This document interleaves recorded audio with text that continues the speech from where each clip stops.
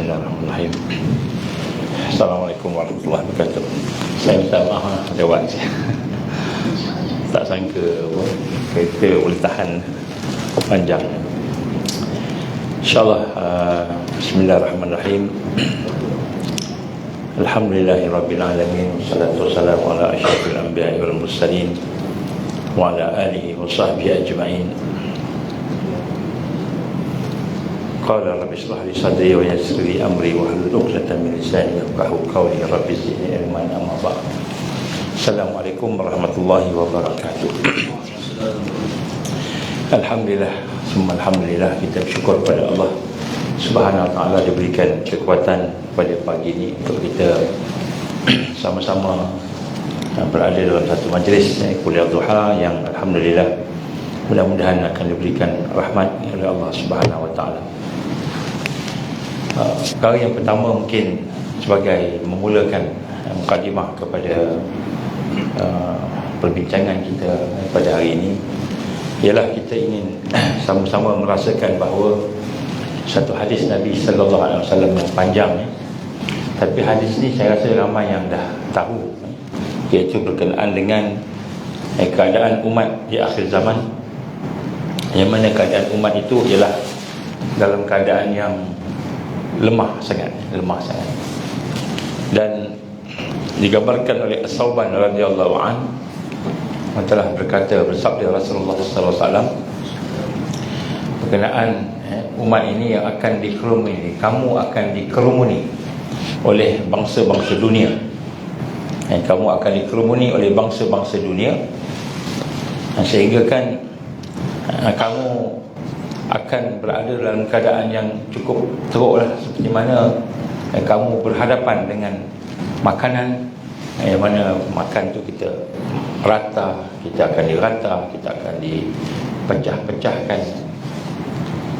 Dan ditanya oleh sahabat-sahabat Nabi sallallahu alaihi wasallam, adakah bilangan muslim mereka itu sedikit ya Rasulullah? Nabi gambarkan bahkan banyak, kasir, bahkan mereka ramai, tetapi mereka ibarat buih yang digambarkan oleh Rasulullah SAW. Buih, yang mana buih itu bukan sahaja buih, tapi dihanyutkan oleh arus, arus banjir. Nabi sebut arus yang berbentuk arus banjir. Dan banjir ini kita tahulah, arus banjir ini kotor, penuh dengan sampah, penuh dengan kekotoran, kekeruhan dan sebagainya. Dan ditanya oleh, dan kamu akan menjadi hina, sehingga kan tidak ada musuh yang takut dengan kamu. Sebabnya musuh Islam takut dengan orang Islam, tapi tak takut. Dan kamu mempunyai penyakit yang disebut sebagai al-wahnu ataupun wahan, iaitu hubbud dunia wa karihatul maut. Kamu cinta dunia dan takut mati. Jadi hadis ini sebenarnya adalah hadis yang menggambarkan tentang kita pada hari ini. Kita berada dalam keadaan yang amat lemah, walaupun kita boleh hidup, tetapi hakikat kehidupan kita ini sebenarnya adalah satu kehidupan yang penuh dengan kelemahan. Dan kita melihat contohnya tambahan lagi di akhir-akhir ini, bagaimana digambarkan oleh, kita tengoklah para pengkaji yang ada pada hari ini menyatakan tentang keadaan di negara kita. Contohnya agak sukar, kalau politik digambarkan tenang, sangat tenang digambarkan begitulah. Sebab kita lihat pemimpin politik ni banyak yang hanya bertelagah sama sendiri, bukan saja berpecah dari sudut dia punya perpaduan dia tu, tetapi berpecah dalam parti pun pecah juga di sudut politik. Dari sudut kepimpinan masyarakat pun begitu juga, dan seterusnya lah. Jadi kita lihat bagaimana keadaan pada hari ini menunjukkan bahawa kita lemah. Dan yang paling kita bimbang bukanlah kelemahan itu semata-mata, tetapi sebenarnya arus yang ada, yang digambarkan oleh Rasulullah dalam hadis As-Sauban tadi itu, bahawa arus itu akan membawa dan membina kita sehingga kita akan hancur. Kalau digambarkan oleh kehidupan kita sehari-hari, kita boleh tengok air tu dia bawa buih, buih tu dia kosong, dalamnya kosong, dan kemudian buih tu dia boleh meletup, dia boleh pecah, bukan hanya bila belaga dengan batu ataupun sebagainya, tetapi dia boleh pecah dengan sendiri sebab kosong. Inilah yang digambarkan oleh Rasulullah sallallahu alaihi wasallam.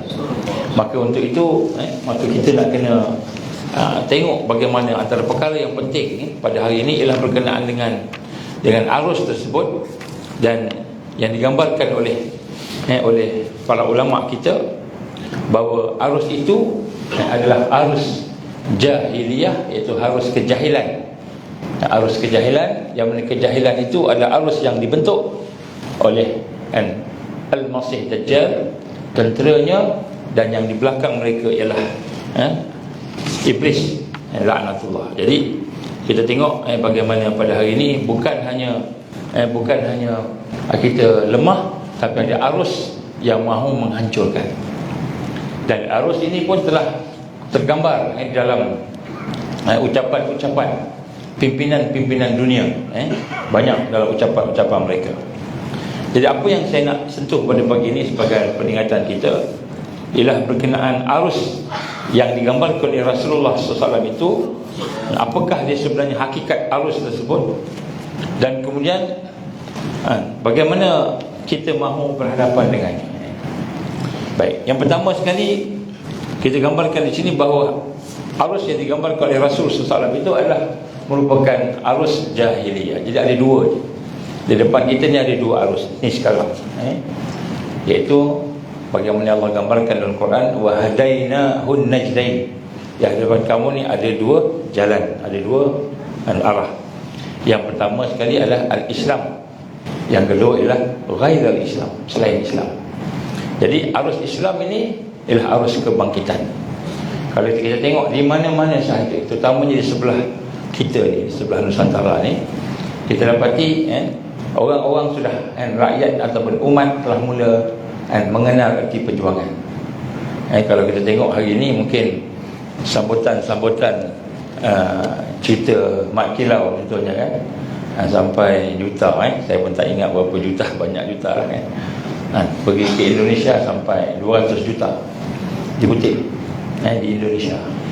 Jadi kita lihat bagaimana arus-arus kebangkitan itu sudah ada, sebab mungkin suasana yang ada di sekitar kita ini menyebabkan kita mula berfikir kepada perkara-perkara yang bersangkut paut dengan perjuangan. Dan begitu juga kita lihat bagaimana kehancuran Timur Tengah yang mula kelihatan dengan ketara pada hari ini. Orang-orang Arab yang kaya-kaya, yang memang kaya kerana berusaha, kerana memang bekerja, berniaga, terutamanya di Yaman, dari Yaman. Kalau kita dengar bin Daud, kalau kita pergi ke Mekah bin Daud, apa lagi, banyaklah bin ada itu kan. Bin Laden, bin Laden contohnya, bin Laden ni bukan Osama bin Laden saja, tapi bin Laden ni keluarga yang kita kata berniaga di Saudi. Di Saudi contohnya kebanyakan ialah orang Yaman, yang kaya-kaya orang Yaman, orang Yaman. Orang Saudi yang kaya itu kebanyakan sebab keturunan dia, jadi minyak ada apa itu yang kaya, yang lain tu dia tak berapa nak sangat. Jadi Yaman juga terkenal dengan hadis Nabi mengenai kebangkitan. Dan akhir zaman pun Yaman juga ada 12,000 tentera berkuda yang digambarkan oleh Rasul SAW akan bangkit daripada Yaman. Ini ada hadisnya. Begitu juga dengan keadaan-keadaan yang lain. Jadi kita tengok orang Yaman ni contohnya dah mula melihat sebelah timur, sebelah timur tempat kita. Begitu juga tempat-tempat yang ada Islam belum berkembang, contohnya di Istanbul, di Turki dan sebagainya. Jadi kita lihat di sebelah sana memang sudah mula ditekan.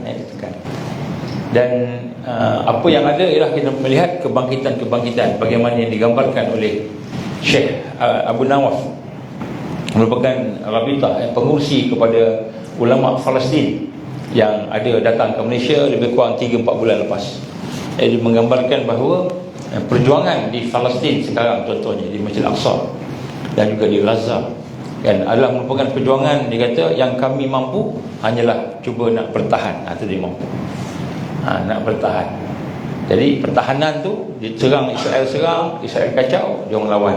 Apa tu? Betul, berdamai. Lawan, berdamai. Setakat tu je. Tetapi dia kata yang akan membawa kemenangan kepada Islam di Baitul Maqdis dan juga di Gaza ataupun di Jerusalem tu ialah, kan, bantuan daripada timur, dari timur. Maka dia menunjuk, kamulah di Nusantara ni yang kami sedang tunggu untuk datang. Jadi ini satu perkara yang penting lah. Ini daripada kajian-kajian para ulama kita di Palestin. Dan kita lihat juga sebenarnya bagaimana keadaan ini telah pun digambarkan. Kalau kita nak sebut berapa orang di Masjid Al-Aqsa, kita kata mereka ini adalah merupakan orang yang murabitun, yang menjaga masjid. Maknanya Masjid Al-Aqsa ni rupa-rupanya tiap-tiap hari ada orang yang jaga, yang wanita dan yang laki-laki, bergilir-gilir. Macam mana cara mereka menjaga masjid? Duduk dalam masjid, baca Quran, sebagainya. Jadi bila mereka menjaga tu, ada sebahagian daripada mereka tu memang dedikasi dia. Sebab kalau mereka tidak buat begitu, Yahudi akan masuk. Yahudi akan masuk. Jadi apa yang berlaku dalam tahun 2015, lebih kurang 7 tahun yang lepas, beberapa di kalangan mereka mendapat mimpi yang sama di masjid. Mimpi yang sama. Dalam mimpi itu ada di kalangan mereka yang bertemu dengan Rasulullah SAW. Ini mereka yang duduk di dalam masjid ni, banyak iktikaf. Suasananya suasana yang soleh, yang baik. So dalam mimpi itu bukan seorang, ramai mimpi dalam masjid.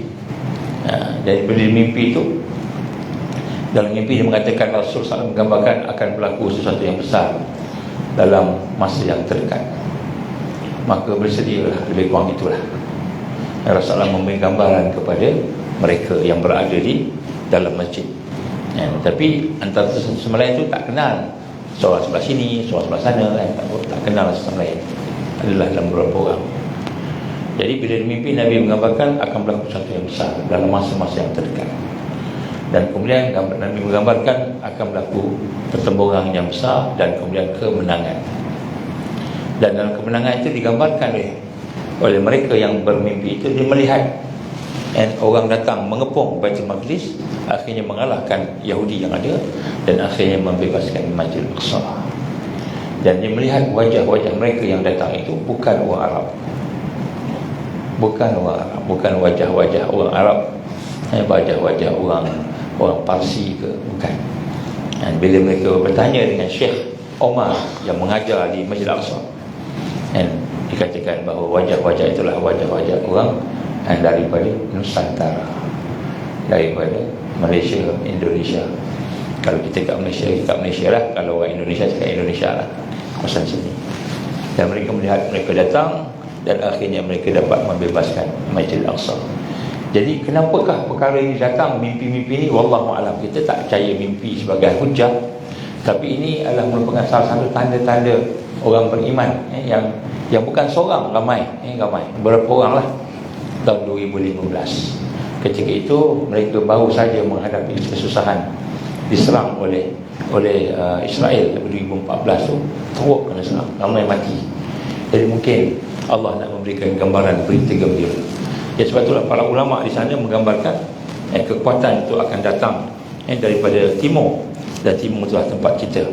Dan Allah menggambarkan kepada kita kemenangan dalam ayat Allah Subhanahu wa taala, wa'adallahu alladhina amanu minkum wa 'amilus solihat la yastakhlifannahum fil ard kama istakhlafal ladzina min qablihim wa yumakkinanna lahum dinahum alladzi irtada lahum wa yubaddilannahum min ba'di khawfihim amna ya'budunani wa la yusyriku bi syai'a.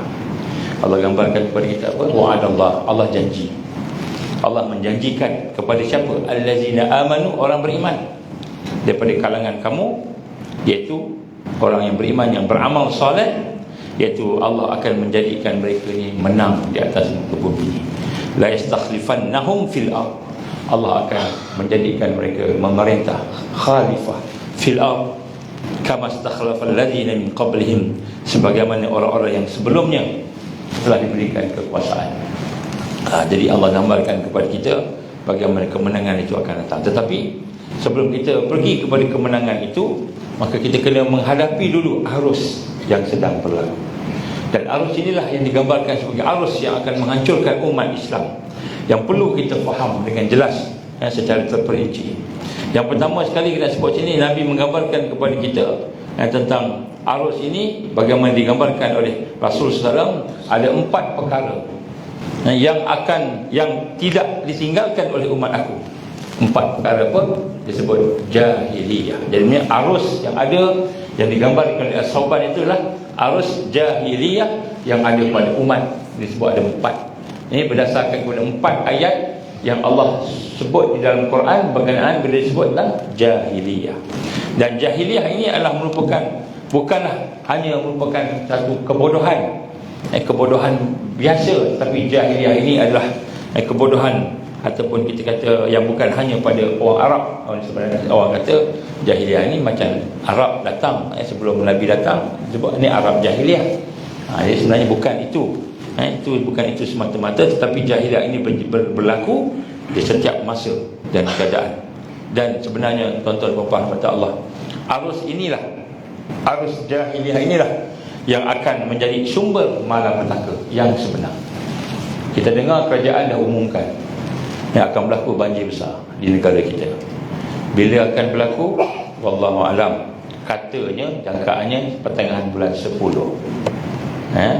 Siapa yang duduk kat Shah Alam, Lembah Kelang, hati-hati.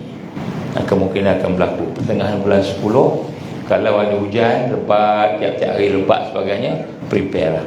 Saya cadangkan bersedia dari sekarang. Saya cadangkan siapa yang duduk tempat kawasan-kawasan yang telah digazetkan, kod digazetkan akan banjir.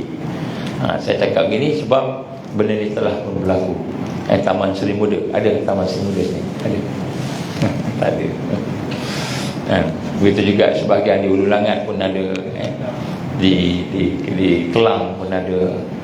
Dalam peta yang ni bukan peta yang keluarkan oleh negara kita, peta yang di dalam kajian ni, Lembah Kelang dijangka tenggelam. Lembah Kelang dijangka tenggelam. Jadi orang Shah Alam, orang Kuala Lumpur dan sebagainya, bila ada banjir besar ni, kita bersedialah. Bersedia. Jadi bersedia ni bukanlah maknanya kita panik. Bersedia ni maknanya kita berjaga-jaga, sebab kita bimbang sekiranya berlaku perkara yang malapetaka dalam masa yang sekejap boleh membawa kepada bukan kerugian rumah semua tu, itu okey lagi, tapi nyawa anak-anak, kita punya orang tua mungkin tak larat nak bergerak, kita dah mula transfer lah. Saya cadangkan lah sehingga lepas daripada bulan 12, bulan 1 kan. Tengok macam mana jangkaan ni, jangkaan daripada Kerajaan Malaysia dah umum dah. Malahan dia telah mengumumkan supaya ada pack emergency semua begitu. Jadi nak sebut kat sini, sebenarnya malapetaka bukan banjir, malapetaka bukan tanah runtuh, bukan taufan. Setengah tempat di Ipoh dah ada angin pusing kan. Putrajaya sekejap itu ada angin pusing walaupun tak kuat. Kita sebut angin monsun daripada timur akan bergabung dengan angin daripada Sumatera, menyebabkan Malaysia ni menjadi tempat yang sasaran kan. Dan bila tengok dari sudut negara kita pun, bila tengok, kalau tengok Google Map tu, awan terlalu banyak berkumpul di Semenanjung ni. Jadi kita tengok ada macam-macam benda yang bakal berlaku kan. Ini tak termasuk lagi dengan ekonomi yang akan jatuh kan. Ini tak termasuk lagi dengan kita dengar tentang kawan-kawan kita yang kehilangan duit dalam akaun di bank. Baru semalam kemarin, lebih kurang 2 hari lepas, seorang kawan hilang duit dia dalam bank, duit akaun kan. Tak payah sebutlah bank mana tu. Saya marah pula. Jadi ada bank, ada yang seorang tu amanah saham 1.3 juta. Allah izin kan, dia tengok kosong. Bila dia pergi jumpa dengan pihak pejabat amanah tu pula, tengok pada pihak saham tu, pergi tengok, memang tak ada tuan, tak ada rekod. Alhamdulillah dia ada kenyataan statement yang bentuk kertas tu kan. Hard copy dia ada. Dia kata saya ada hard copy, kalau tuan tak dapat balik duit saya 1.3 juta ni, saya akan viralkan kes ni ke seluruh Malaysia. Besok petang kan, pejabat ni, pegawai daripada ofis amanah saham tadi tu, kan, telefon balik, ada tuan, ada, jumpa pula, kan. Jadi nak sebut macam ni, macam-macam ni akan berlaku ni. Kita pun mula tengok kawan sini hilang, di tabung haji pun ada hilang, sebut tabung haji terlepas pula, ada hilang semua pakat-pakat. Jadi kita kena hati-hati.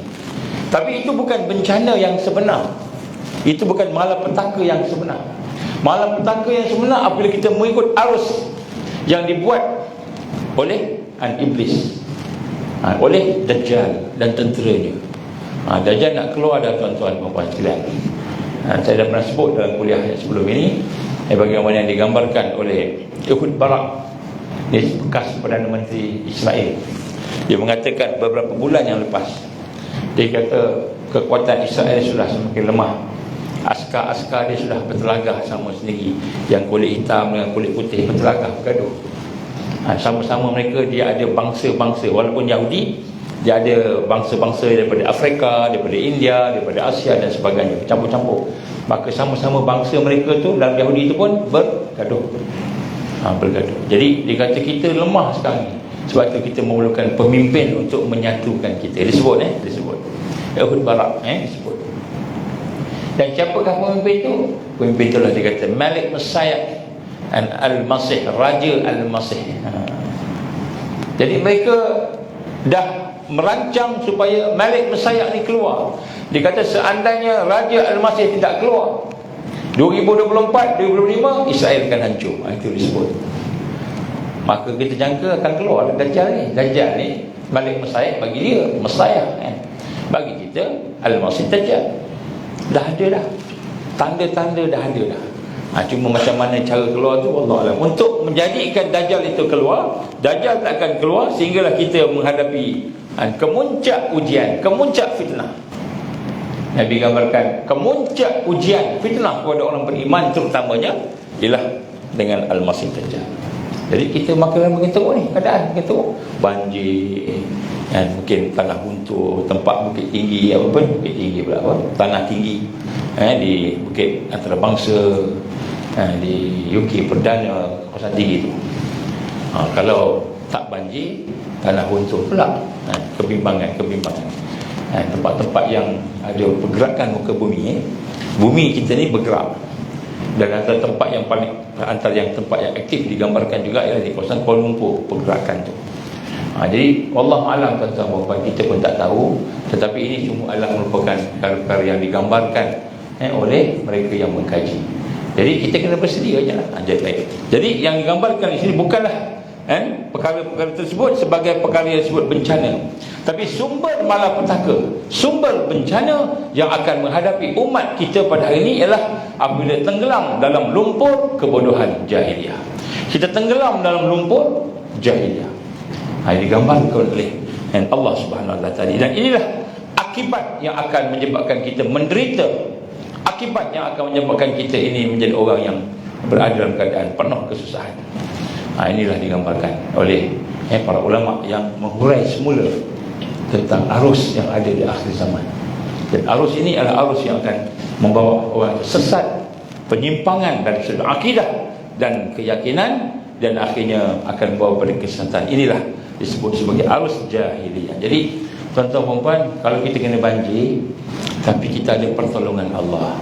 Banjir memang kita tak boleh berlari sebab rumah kita dah kat situ contohnya, tapi kita dah bersedia, dan Allah bagikan ketenangan, Allah bagikan kekuatan, maka kita akan menghadapi banjir dengan keadaan yang terbaik. Tidak sampai bunuh diri. Ada orang bunuh diri.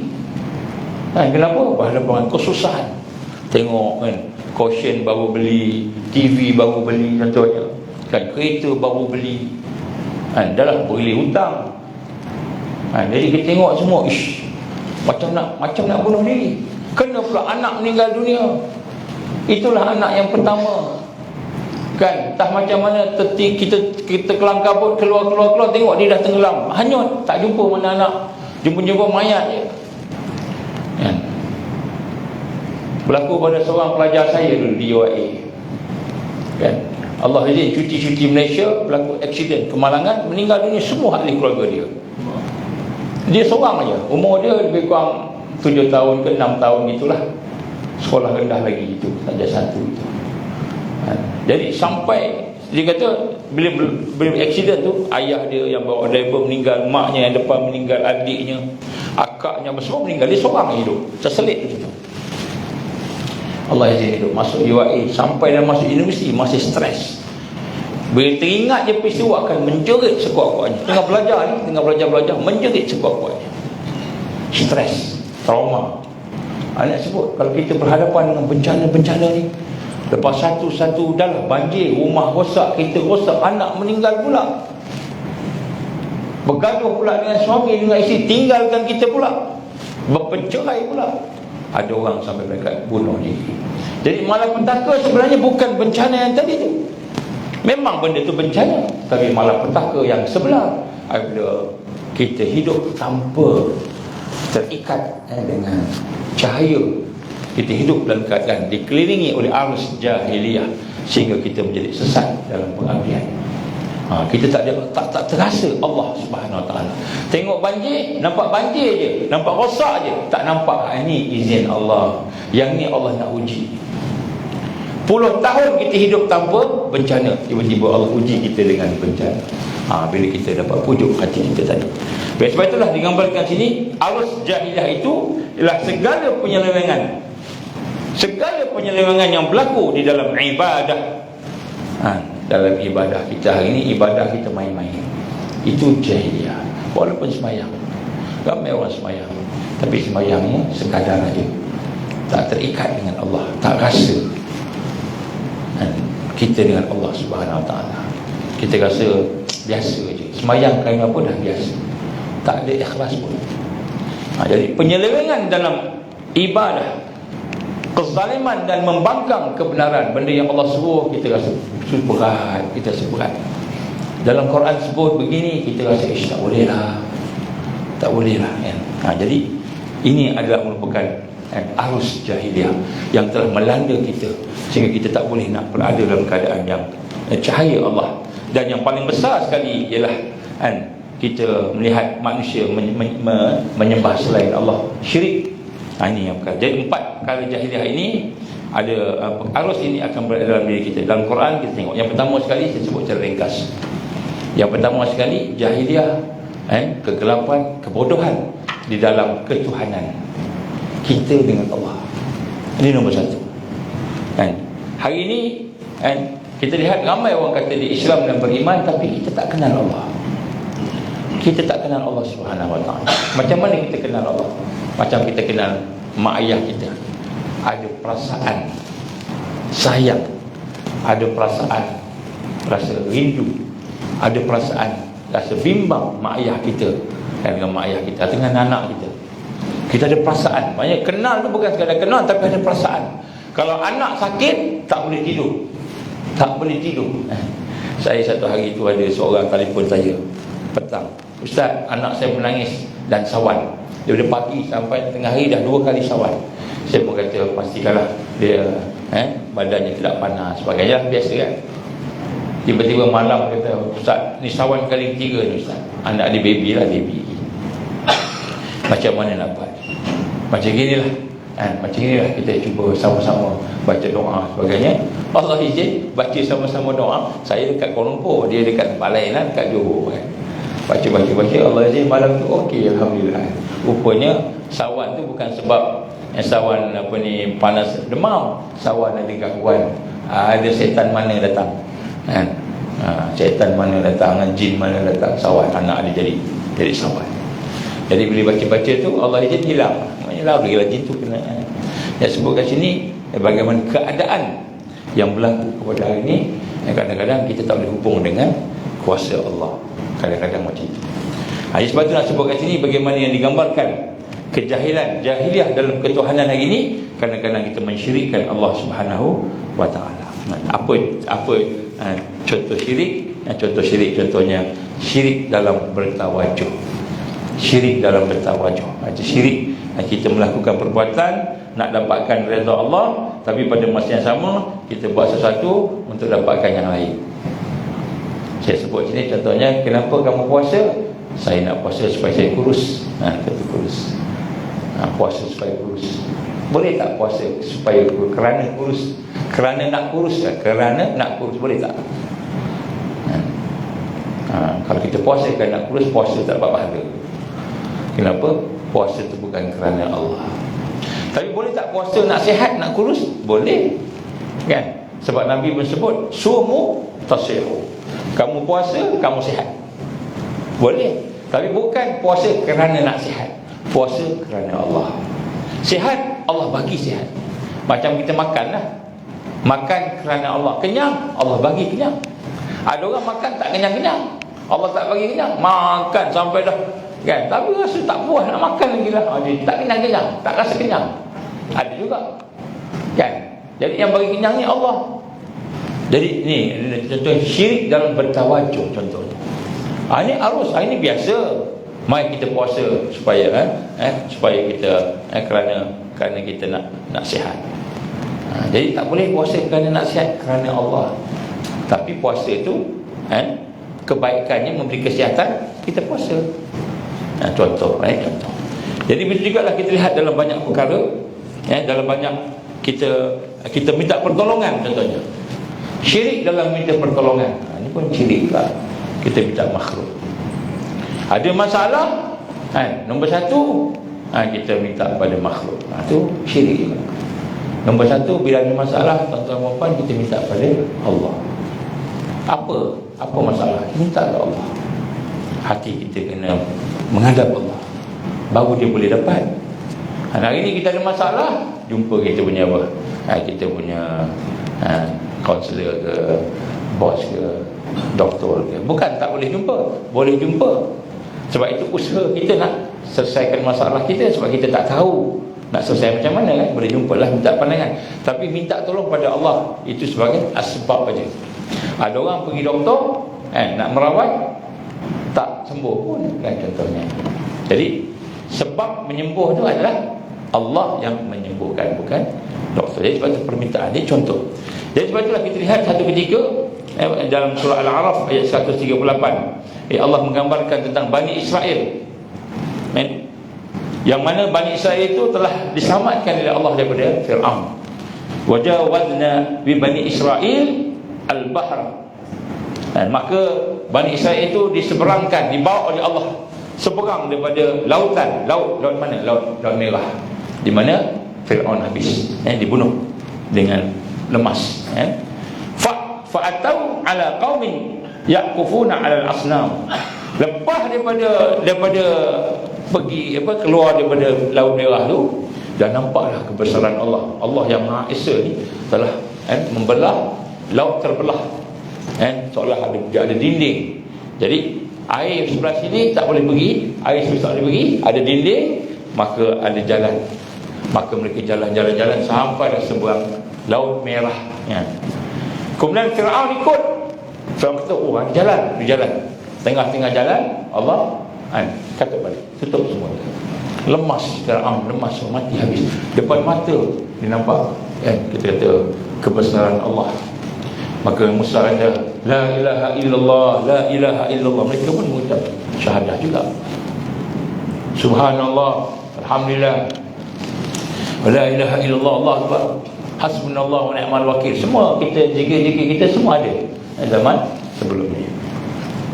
Kemudian tiba-tiba jumpa dengan satu kaum menyembah berhala. Ini Allah cerita dalam surah Al-A'raf. Maka mereka bertemu dengan qauman yaqufuna 'ala al-asnam,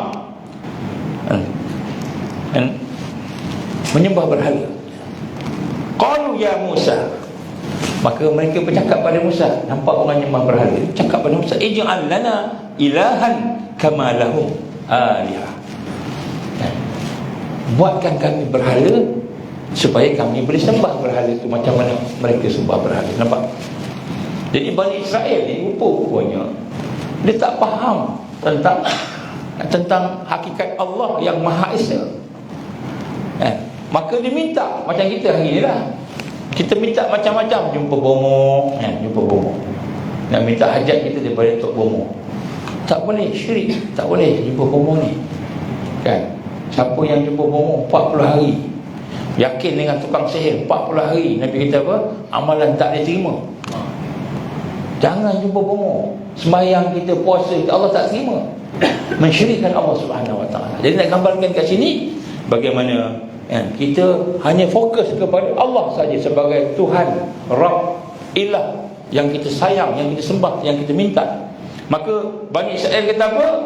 Dia kata, qalu ya Musa, wahai Musa, ij'al lana ilahan kama lahum alihah. Buat pada kami Tuhan berhala macam mana orang-orang yang menyembah berhala. Hari ini kita berikut orang ramai. Maka qala innakum qaumun tajhalun, kamu ni orang jahil. Nabi kata apa? Kamu ni orang yang jahiliyah. Jadi nombor satu kita lihat hari ini, walaupun ada Musa alaihissalam, tetapi mereka masih lagi jahil. Jadi jahil ini adalah jahil kerana mereka ni tak faham, tak kenal Allah. Sebab tu tuan-tuan, kita nak kena kenal Allah. Sebab tu kalimah syahadah yang kita ucap tu, dia ada dia punya rukun dia.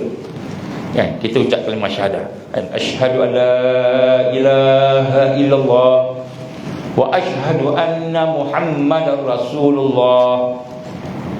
Ni rukun Islam nombor satu. Rukun Islam nombor satu. Syahadah ni dia ada rukun. Apa rukunnya?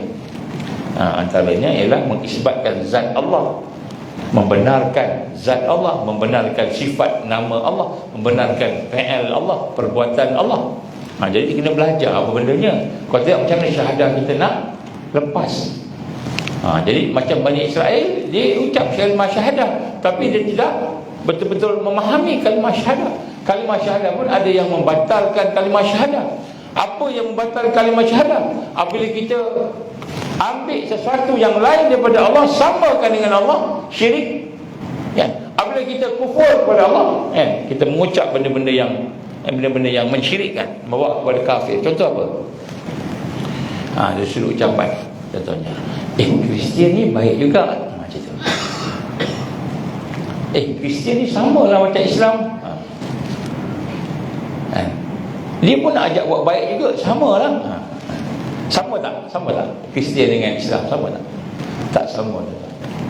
Kristian yang buat baik tu mungkin sama, tapi akidah dia tak sama. Akidah dia tu, dia menganggap Jesus sebagai Tuhan. Contohlah berlaku tak lama lagi, mungkin berlaku ni kat Malaysia ni, saya sebut ni, doa sama-sama untuk meraihkan orang-orang Islam, untuk upacara kita, mari kita baca doa. Okey, Ustaz tolong baca Ustaz. Ustaz baca bismillahirrahmanirrahim, alhamdulillah, baca semua, amin. Okey, untuk meraihkan kawan-kawan kita dari agama Kristian, minta padri tolong baca. Padri baca, oh God, oh Jesus, please help us. Orang Islam pun amin. Batal tak syahadah kita? Batal syahadah sebab kita mengiktiraf Jesus sebagai Tuhan. Kita tak perasan. Tak perasan. Boleh tak kita berdoa dengan Tuhan yang lain? Tak boleh. Itu asyhadu an la ilaha illallah tu. Hanya Allah yang Maha Esa. Tak boleh. Amin. Nampak macam tak ada apa. Apa salahnya baca amin? Yang salahnya bukan baca amin tu. Sebab baca amin tu sebenarnya baik, kita mengaminkan, baguslah doa. Tapi yang salahnya kita iktiraf Tuhan lain boleh menerima doa, boleh mengkabulkan doa. Tiba-tiba dia kata oh God, dia sebut God, tak sebut Allah, sebut God. Pada dia God ada tiga. Pada dia Allah sebagai bapa Tuhan, Jesus sebagai anak Tuhan, dan Rohul Kudus. Kristian kita pun terima, kita pun kata amin. Batal syahadah. Ini agama one world religion. Kita tak tahu kan? Kita tak perasan. Rupanya syahadah ni ada rukun dia, dan dia boleh membatalkan rukun tanpa sedar. Itu yang hari ini ramai orang tak boleh mengucap kalimah syahadah bila nak meninggal dunia. Cuba perhati tuan-tuan, ramai orang nak meninggal dunia boleh ucap kalimah syahadah tak? Ramai yang tak boleh. Kalau nak ucap pun susah. Allah, dia nak sebut pun tak boleh nak sebut. Kenapa? Rupanya akidahnya telah dilitupi oleh jahiliyah tadi, syirik kepada Allah. Lepas tu kita nak kena belajar tauhid kepada Allah, nak kena belajar. Kita kena kenal Allah zatnya. Nak kenal Allah zatnya bukan boleh kita nampak Allah. Macam mana nak kenal zat Allah? Tak boleh nampak Allah. Apa yang kita nampak, apa yang kita dengar, semua bukan Allah. Itu semua makhluk yang kita cipta. Yang kita bayangkan, itu makhluk yang kita cipta. Hai Allah macam mana nak kenal Allah, zat Allah? Ni nak kena belajar. Sifat Allah, nama Allah nak kena belajar. Jadi nak sebut kat sini kan bagaimana keadaan Bani Israel. Jadi ini dah arus yang ada pada. Sebab tu kadang-kadang kita semayang, kita doa macam Allah tak jawab. Bukan Allah tak dengar, bukan Allah tak jawab, tapi rupanya kita ada perasaan, ada pemikiran, ada kehidupan kita yang mensyirikkan Allah. Ini arus yang berlaku. Sebab tu ni arus ini kita ibarat buih kosong. Ini kita kena mendalami. Berlaku satu peristiwa. Contohnya, wa iz qala Musa liqaumi, berkata Musa kepada kaumnya, innallaha ya'murukum an tazbahu baqarah. Allah memerintahkan kepada kamu supaya kamu korbankan, kamu sembelih lembu betina baqarah. Qalu, mereka menjawab, Bani Israel cakap Musa, ya Musa, kan kita apa? Atattakhiduna huzwa. Apakah kamu nak main-mainkan? Mereka nak buat satu benda, nak cek siapa yang bunuh. Ni kes ni, dia nak cek siapa yang bunuh, siapa yang bunuh orang ni sebagainya. Adalah kes ni besar tu. Jadi Allah perintah sembelih lembu. Sembelih lembu. Lepas tu dia tanya, nak sembelih lembu, apa kena mengena sembelih lembu nak selesai masalah kita ni? Itu perintah Allah Maka qala a'udzubillah. Qala Musa kata apa? A'udzubillah, aku berlindung kepada Allah an akuna minal jahilin, daripada kejahilan kamu. Kamu tak kenal Allah. Allah perintah, ikut aja, jangan tanya. Jangan tanya logik tak logik. Macam bos kita cakap satu, suruh buat, kita buat. Sebab tu bos kita dah suruh kita buat kerja. Itu bos, ini Allah. Bila Allah perintah, ikut. Itu dia. Jadi bila kita tak ikut perintah Allah, itu jahiliah. Itu jahiliah. Allah kita suruh semayang, kita tak semayang. Allah suruh puasa, kita tak puasa. Jahiliah tu sebenarnya. Itu arus jahiliah yang sedang mengongkong kita, menguasai kita hari ini. Ini kita nak kena tengok balik hidup kita ni. Tak mana yang laki-laki. Hari ini banyak kes penderaan isteri. Penderaan isteri. Banyak kes. Bukan fizikal.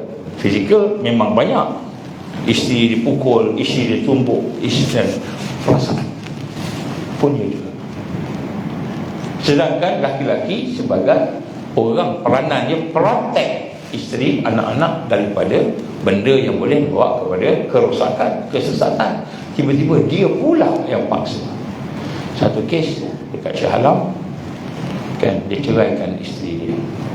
Isteri ni tengah beremosi, tengah tak sihat.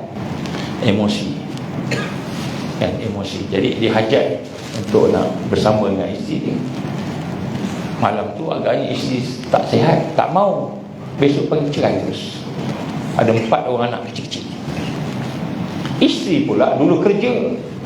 Bila dah dikahwin, dia tak kerja, nak jaga anak 4 orang, siapa nak jaga? Kalau seorang dah 300, 4 orang dah 1,200. Macam dia kerja kilang juga. Akhirnya dia tak kerja, tak ada kerja. Mak ayah pula dah meninggal dunia, tak ada keluarga, sebatang kara. Sebatang kara. Nak pergi mana? Dengan anak-anak kecil. Suami pula tak kisah dengan anak-anak tu. Ini berlaku hari ni kan. Sedangkan Allah perintah, jaga ku anfusakum wa ahlikum nara. Ini laki-laki. Yang perempuan-perempuan pula tak taat kat suami pun satu hal juga. Suami cakap tak nak lah B lah kan. Minta maaf no, bukan perempuan kat sini lah, tempat lain. Tak taat kat suami. Kita wajib tak taat suami. Apa hukum taat suami?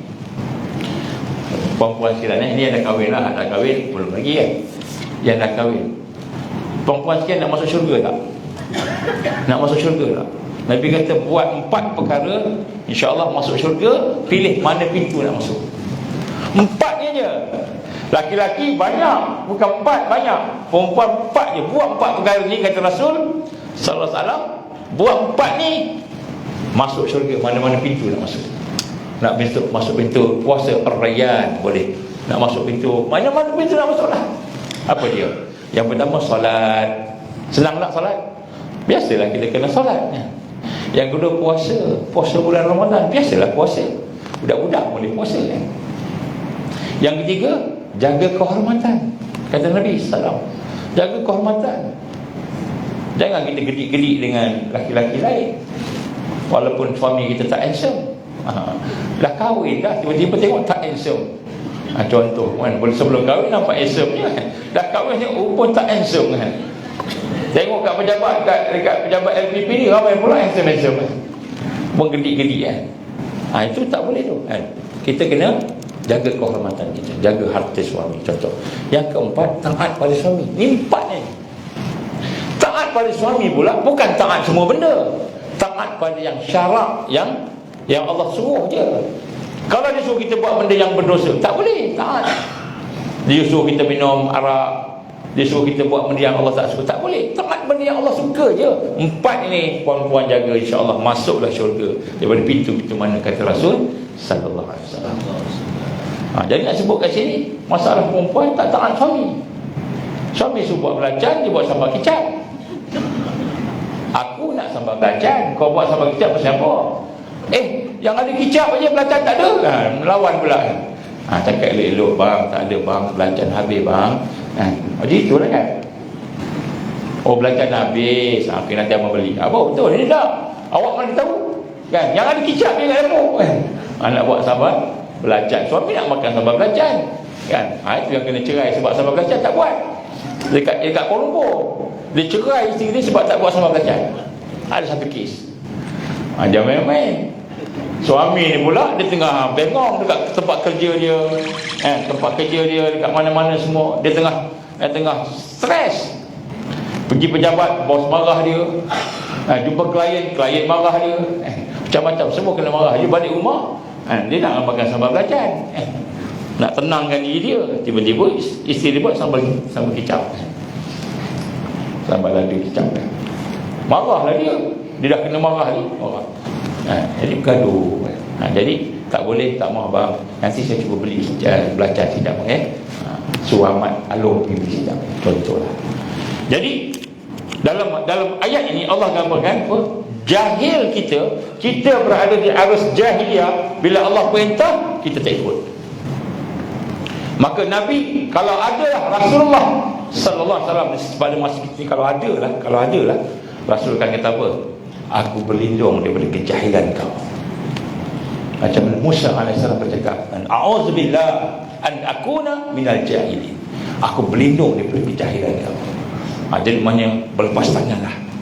Nabi berlepas tangan kat dia. Sebab tu bila datang bala, datang bencana, banjir, datang rumah terbakar, tanah runtuh, aksiden, tengah bawa aksiden pula, anak meninggal dunia, suami meninggal dunia, isteri meninggal dunia, sakit pula kena penyakit COVID-19 dan sebagainya, kan akhirnya kita stres, trauma, minta ke Allah, tolong ya Allah, tolong. Allah tak jawab. Kenapa? Kita mengikut arus jahiliyah. Ini satu perkara yang malah petaka besar. Bukan sebab bencana tadi. Sebab bencana tadi Allah tolong. Pernah berlaku. Tuan-tuan dan Allah, saya pergi ke Aceh, tsunami pernah berlaku. Kan? Semua habis. Bila tsunami datang macam ni, habis rumah-rumah, banglo besar habis. Stadium runtuh stadium bila tsunami datang. Tiba satu surau. Surau ni kecil je. Kecil je surau ni, lebih kecil daripada surau ni. Dibuat daripada papan dan kayu je, bukan daripada besi ke, daripada simen ke, bukan. Surau kecil.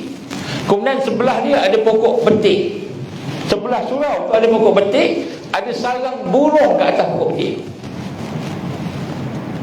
Ada sarang burung. Semua hancur. Tinggal dia dengan sarang burung tu, pokok tu je yang tidak disentuh, tak runtuh. Lain stadium hancur, balai polis hancur, tentera hancur, tempat tu, rumah besar-besar, banglo hancur keliling.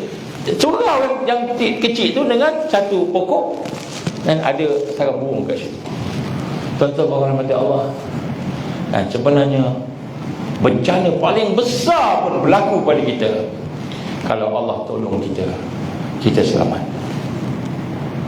Dan Allah tak tolong kita dengan bagi dunia, Allah tolong kita bagi kekuatan hati.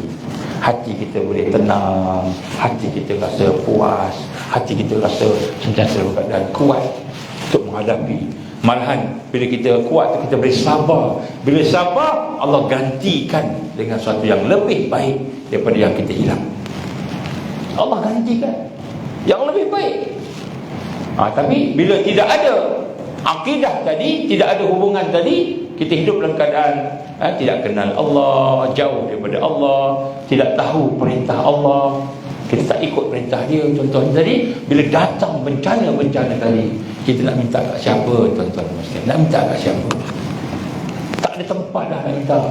Banjir datang, nak minta kat siapa? Tanah runtuh, duduk kat Bukit Antarabangsa, banglo besar, tiba-tiba tanah runtuh. Minta maaf tuan-tuan, saya sebut Bukit Antarabangsa UK Perdana dan sebagainya itu sebab kawasan itu memang di bawahnya itu ada sungai dalam tanah. Siapa yang boleh selamatkan? Saya ingat masa tower apa, dia panggil apa, tower pay untuk tak Bukit Antarabangsa tu, Highland Tower. Ketika kami pergi nak buat rescue ke misi kemanusiaan dengan NGO lah, kita pergi di mana tempat yang jadi tempat kita punya markas, tempat kita untuk jadi pusat untuk kita kata orang yang selamat duduk kat situ. Surau, tempat lain semua jatuh runtuh, surau tu selamat. Saya pergi ke Aceh ketika tahun 2004, ketika itu tsunami. Kami duduk, saya ditugaskan sebagai imam masa itu, imam dan guru besar kepada sekolah anak-anak yang selamat dengan mereka yang selamat. Dia ada kultum, dia pakai kuliah 7 minit. Selepas solat ada kuliah 7 minit. Saya bangun, saya berdiri. Bapak-bapak, ibu-ibu, sekiranya kita tengah duduk-duduk dalam surau ini, surau tu dibuat daripada kemah saja, daripada canvas saja, surau sementara.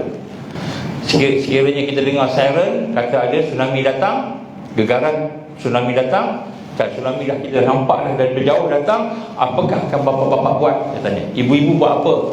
Saya tanya dalam kuliah. Semua diam.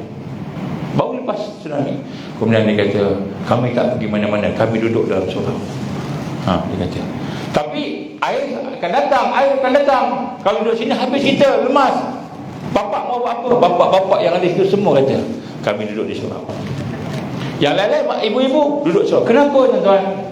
Kalau mereka nampak Allah selamatkan orang yang berada dalam masjid. Kalau kami mati pun, biar kami mati dalam rumah Allah. Dia kata begitu. Saya kata subhanallah, rupa-rupanya bencana yang datang itu meningkatkan keimanan mereka. Ini yang selamat. Yang selamat tuan-tuan. Jadi kita pula di Malaysia dapat bencana semua maki Allah. Semua kata tak patutlah, ya Allah, aku bukan tak semayang, aku bayar zakat, kenapalah banjir juga, kenapalah tanah runtuh, ya Allah, aku semayang, aku puasa. Kita ngungkit ke Allah apa yang kita buat baik tadi. Nampak sangat tak ikhlas kita buat, tak ikhlas. Kita buat dalam syirik, Allah tak terima. Mengungkit tu maknanya tak ikhlas. Jadi di Malaysia jadi macam itu. Di Shah Alam, tak maaf saya sebut Shah Alam sebab kita dekat sini. Ada satu tempat, tak sebutlah tempat mana, mangsa-mangsa banjir ditempatkan dalam masjid. Sebahagiannya duduk di sekitar situ, di dalam masjid. Bila waktu makan tengah malam kita buat masak makan, anak beri apa-apa ke makanan, datang, semua datang. Bila azan keluar, yang semayang masih tu jugalah berapa orang yang semayang, hal lain duduk luar. Saya kata subhanallah, macam mana ni? Bencana datang, malapetaka datang, kesusahan datang, kita semakin jauh daripada Allah. Kenapa? Arus jahiliah yang menyebabkan kita jauh, tak kenal Allah. Kita kutuk dia, kita tak patutlah kita banjir ni, tak patutlah, aku bukan tak bayar zakat, aku bukan tak bayar fitrah. Subhanallah tuan-tuan, kita tak kenal Allah sampai kita meneraka kepada dia. Ini arus jahiliah yang sekarang ni yang paling dasar sekali, yang paling asas sekali. Jadi sebab itu tuan-tuan mata Allah, tak maaf sebut kita kena bersedia untuk berhadapan dengan kesusahan di akhir zaman. Dan persiapan kita nombor satu ialah kita mesti kenal Allah, mesti kenal Allah, mesti sayang Allah. Kita berhadapan dengan kesusahan, apa pun kesusahan, bila Allah tolong kita, selamat kita. Saya pergi ke Pakistan. Masa tu gempa bumi di Pakistan. Pergi kat sana. Satu tempat namanya Balakot. Balakot ni epicenter, tempat bermulanya gempa bumi. Gempa bumi di sana tak ada goncang-goncang, tidak ada hayun. Saya di Abu Tabat, ketika itu tempat tentera. Kami datang dengan smart team. Smart team ni Malaysia punya rescue team, tentera kita lah, smart team dengan alat sebagainya, dengan tentera. Jadi pergi ke Abu Tabat, duduk kat markas sebab tentera Pakistan tu duduk kat markas dia. Jadi duduk dekat dia punya ada barak tentera tu. Bila gempa bumi macam ni, orang dekat atas tu bila naik atas, tarik balik tu, jatuh, berjatuh. Baik, di Balakot, tempat epicenter tempat bermula gempa bumi tu macam ini, pukul 9, pukul 10 ni macam ini masa dia. Tiba-tiba dengar bunyi letupan.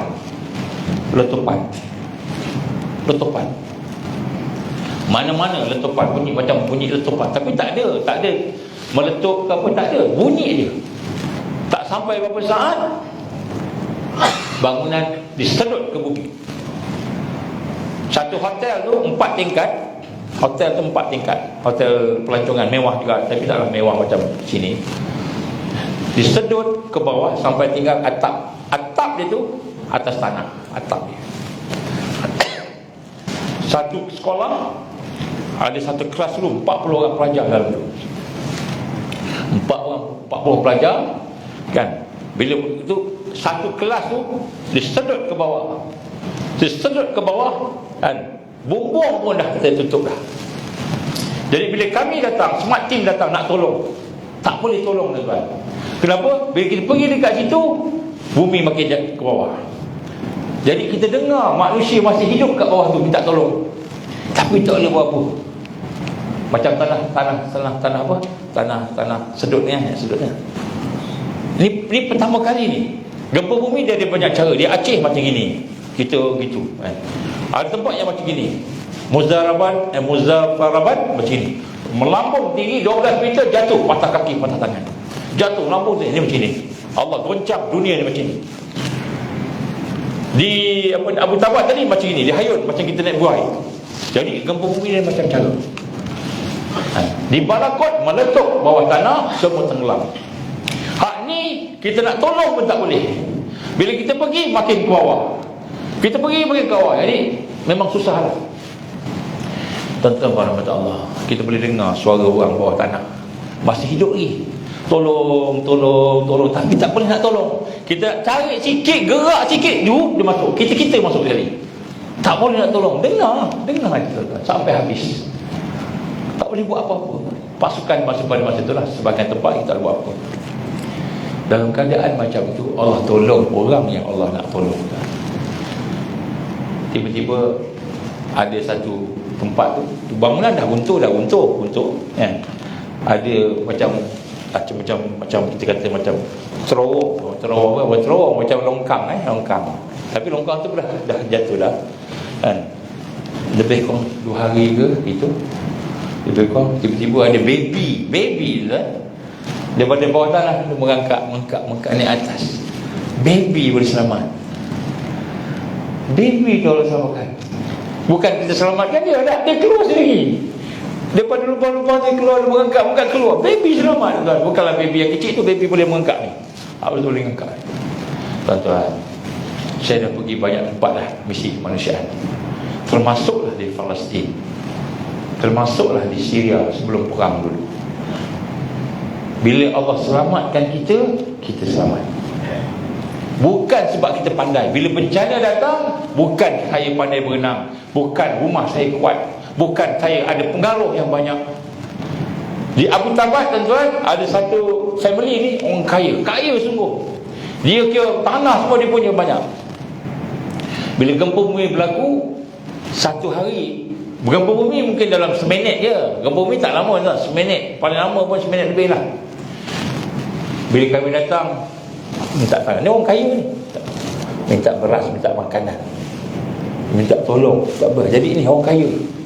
Tuan-tuan, yang selamatkan kita bukan kekayaan kita, yang selamatkan kita bukan kepandaian kita, kebijaksanaan kita, kekuatan kita tak. Yang selamatkan kita Allah. Walaupun kita kena banjir, walaupun kena apa bala bencana, bila kita ada Allah dalam hidup kita, Allah akan selamatkan kita. Apa sahaja pun masalah. Tapi hari ini oleh kena arus yang kuat menyebabkan kita jauh daripada Allah, tak kenal Tuhan kita.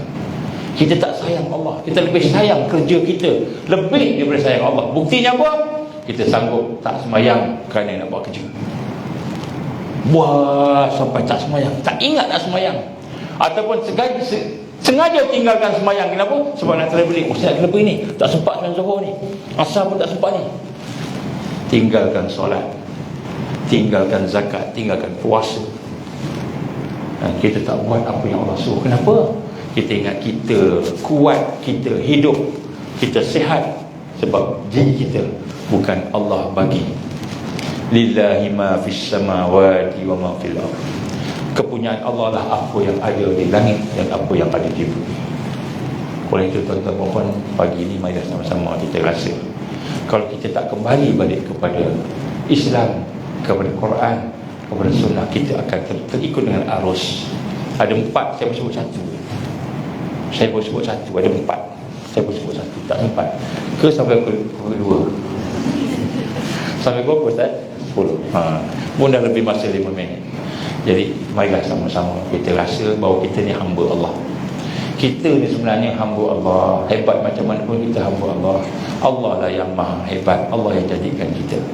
InsyaAllah. Jadi sebab itulah tuan-tuan dan puan, mulai pada hari ini saya nak minta tuan-tuan amalkan zikir La ilaha illallah.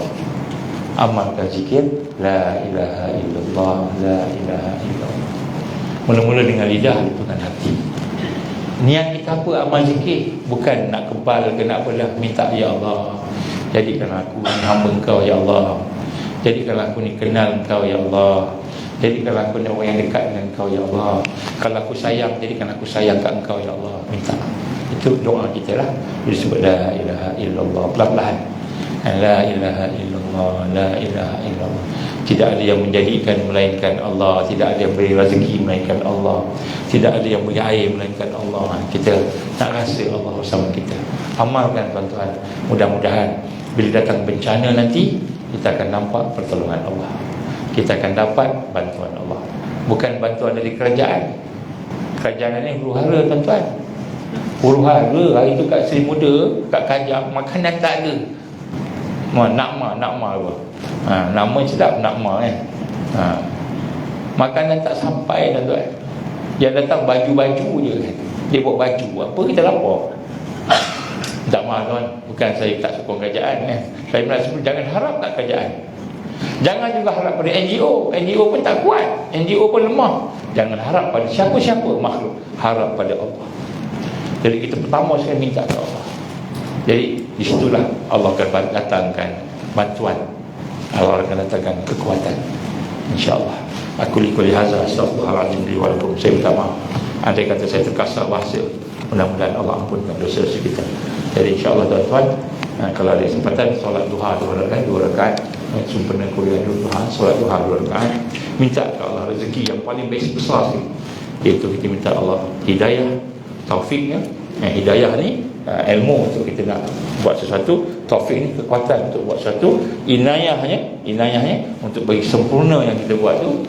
Dan kita minta pada Allah supaya kita boleh berakhir dengan husnul khatimah.